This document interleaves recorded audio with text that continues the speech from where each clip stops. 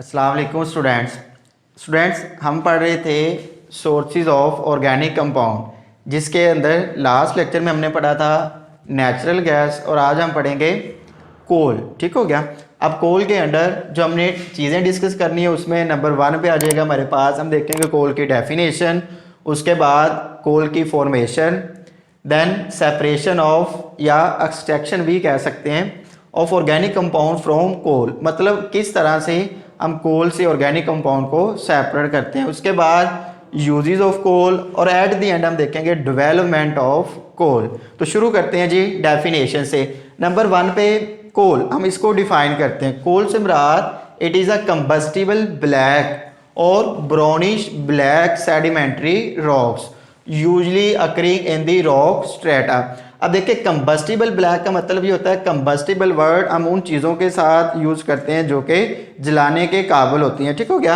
अब इस डेफिनेशन के अंदर हमारे पास 2 वर्ड नए आ रहे हैं, जिसमें नंबर 1 पे आ रहा है हमारे पास सेडिमेंट्री रॉक्स। ठीक हो गया। और उसके बाद ये जो रॉक स्ट्रेटा है, अब हम इसको समझते हैं कि इन वर्ड्स का क्या मतलब है। ठीक हो गया।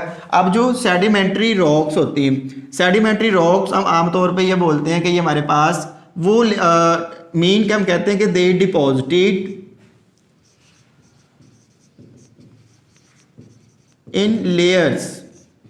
ये किस में डिपॉजिट हुई होती है? लेयर्स की फॉर्म में। और उसके बाद हम कहते हैं दे कंटेन फॉसिल्स, और आमतौर पर इनके अंदर क्या चीज़ मौजूद होगी? फॉसिल्स। ठीक हो गया।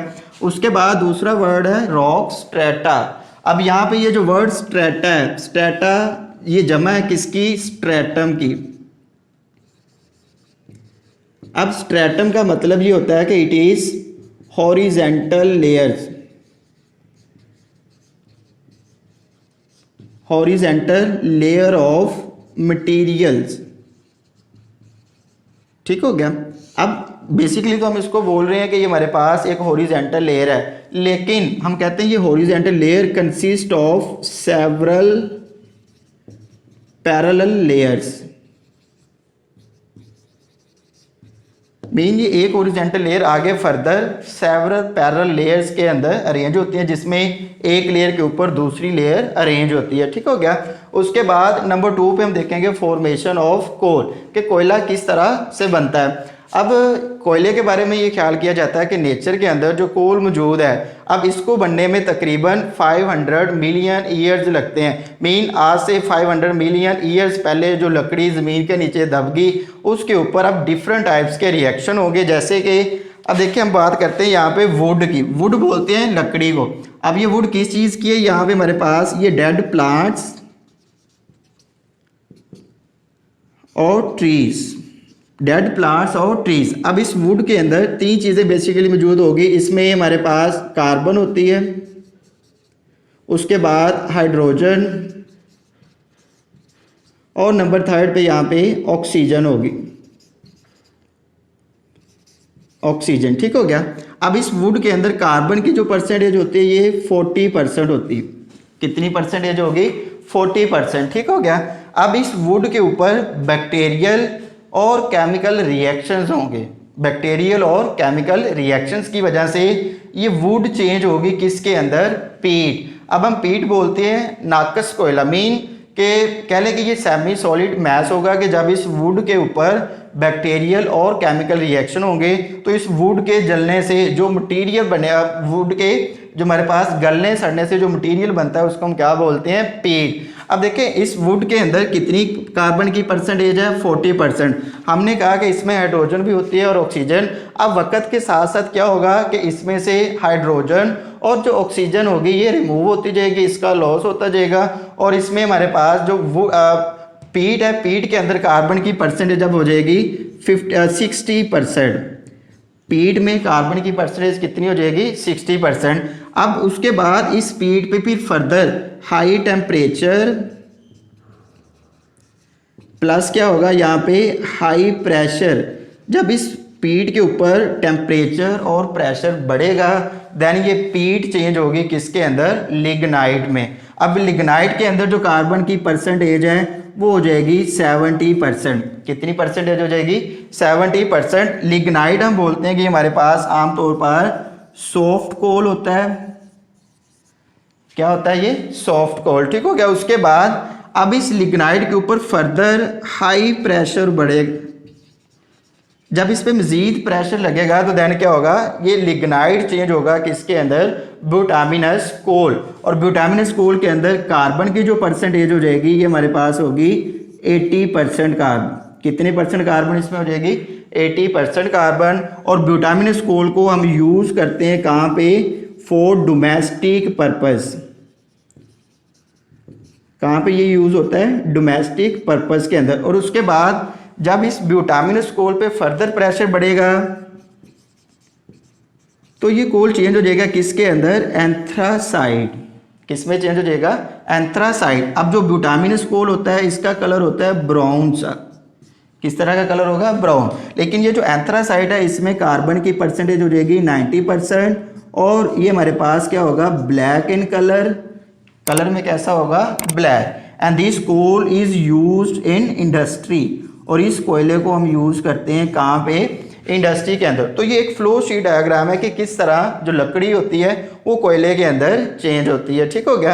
अब सिंपल सी बात है कि वुड पहले चेंज होगी किसमें, पीट के अंदर। और पीट पे जब हाई टेम्परेचर प्रेशर बढ़ेगा ये चेंज हो जाएगी लिग्नाइट में। और लिग्नाइट पे जब फर्दर प्रेशर इंक्रीज होगा तो ये चेंज होगी ब्यूटामिनस के कोल के अंदर। और जब ब्यूटामिनस कोल पे फर्दर प्रेशर इंक्रीज होगा तो ये चेंज हो जाएगी एंथ्रासाइड के अंदर, ठीक हो गया। अब देख सकते हैं कि इसमें कार्बन की परसेंटेज क्या हो रही है, इंक्रीज हो रही होती है। तो इस तरह जो लकड़ी होती है वो कोयले के अंदर चेंज हो जाती है, ठीक हो गया। उसके बाद फर्दर हमारे पास सेपरेशन या extraction of organic compound from coal. मतलब इसके अंदर हम ये चीज़ पढ़ेंगे कि हम किस तरह से कोल में से ऑर्गेनिक कंपाउंड को सेपरेट कर सकते हैं। तो हम बोलते हैं कि coal is a important solid fuel and it provides organic compound when it is subjected to carbonisation and destructive distillation. मतलब कि अगर हमने कोल में से ऑर्गेनिक कंपाउंड को सेपरेट करना है तो इसके लिए हम कोल की क्या करवाएंगे, कार्बोनाइजेशन या डिस्ट्रक्टिव डिस्टिलेशन। तो पहले ये समझ लेते हैं कि कार्बोनाइजेशन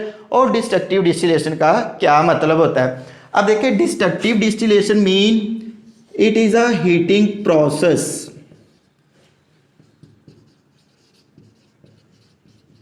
ये क्या है, हमारे पास एक हीटिंग प्रोसेस है जिसके अंदर हमने कोल को हीट करना होता है। और टेम्परेचर की जो यहाँ पे हमारे पास रेंज होगी ना, टेम्परेचर रेंज ये होती है 500 से लेकर 1000 डिग्री तक। मतलब डिस्ट्रक्टिव डिस्टिलेशन के दौरान हमने कोल को हीट करना होता है कितने टेम्परेचर तक, 500 से लेकर 1000 डिग्री सेंटीग्रेड तक, ठीक हो गया। और उसके बाद नंबर 2 पे जो यहाँ पे कंडीशन होती है, it is in the absence of air या oxygen.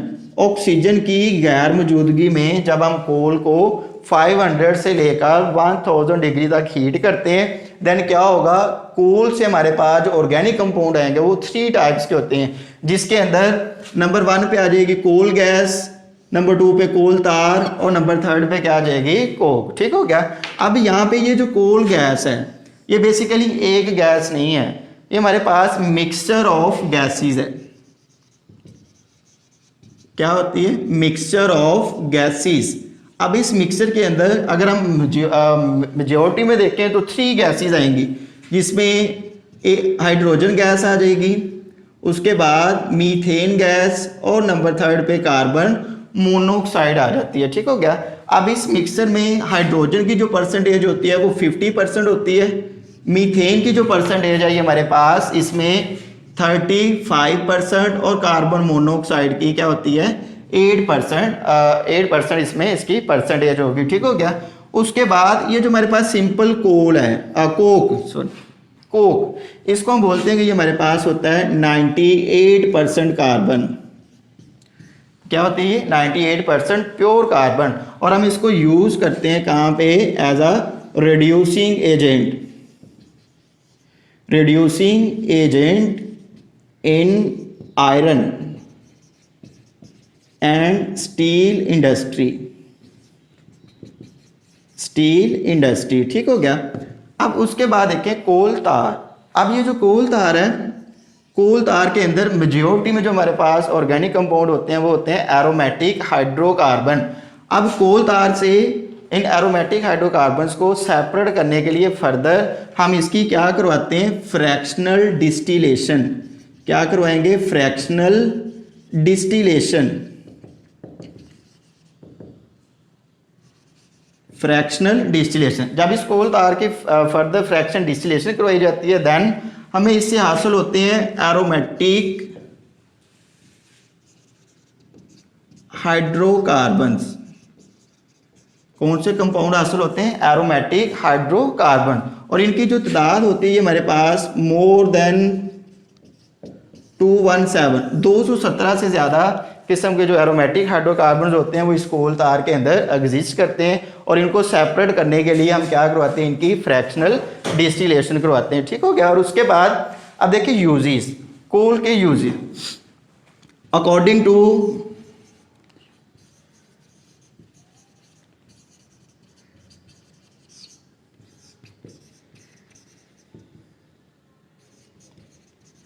According to geological survey of Pakistan, कि जब हम पाकिस्तान का जियोलॉजिकल सर्वे देखते हैं तो इसके मुताबिक जो कोल की हमारे पास टोटल अमाउंट है एनुअल, ये है 184 बिलियन टन्स।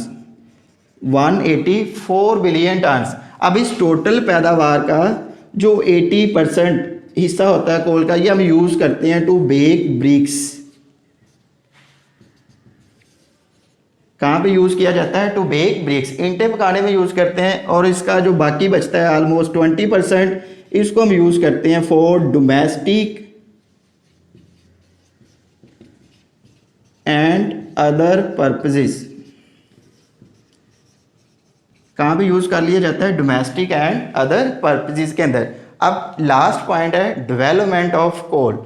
अब डेवलपमेंट के अंदर जो गवर्नमेंट है अब वो इसके लिए कॉन्शियस एफर्ट कर रही है कि ताकि कोल को ज़्यादा से ज़्यादा इंडस्ट्री में इंडक्ट किया जा सके और ऐसे प्लांट तैयार किए जा सके जिसके अंदर कोल की ज़्यादा से ज़्यादा कंजप्शन हो। ठीक हो गया, ताकि जो कोल के रिसोर्सेज हैं इनको ज़्यादा से ज़्यादा यूज़ करके हम अपनी जो इंडस्ट्री है उसको इम्प्रूव कर सकें।